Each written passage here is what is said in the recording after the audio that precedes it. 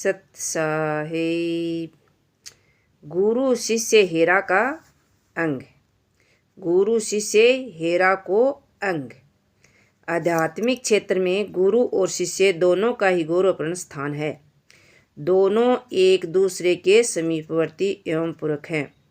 सतगुरु कभी भी स्वार्थवश शिष्य से सेवा की अपेक्षा नहीं रखता और न ही शिष्य किसी क्षुद्र कामना से प्रेरित होकर गुरु की सेवा करता है, अपितु ये दोनों ही अपने अपने स्थान पर अपने अपने कर्तव्य का पालन करते हैं।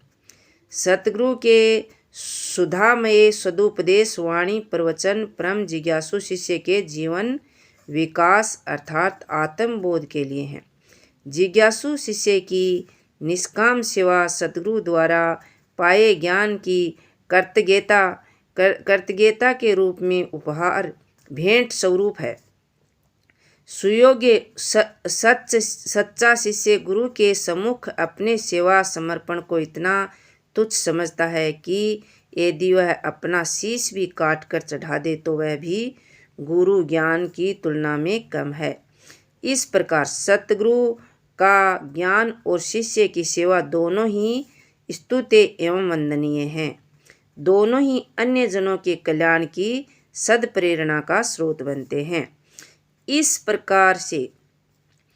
प्रकार के योग्य सतगुरु और परम जिज्ञासु शिष्य का मिलना भी सहज नहीं है। बहुत लंबे अंतराल के पश्चात संयोगवश शिष्य गुरु शिष्य का मिलना होता है, जो ऐतिहासिक बन जाता है। सुपात्र शिष्य के अभाव में सतगुरु के पास जो ऐसे वैसे लोग आते भी हैं तो वे उल्टे उन्हीं की शिकायत करते हुए उनके ज्ञान में कमी बताते हैं। सतगुरु के न मिलने पर शिष्य को भटकने वाले परपंची पाखंडी वेशधारी मिल जाते हैं, जिससे वह उद्देश्य से भटक जाता है। और कभी दोनों ही अज्ञानी मिले स्वयं को यूं ही नष्ट कर लेते हैं। इस संबंध में कबीर साहिब ने सभी को सचेत एवं सतर्क रहने को कहा है।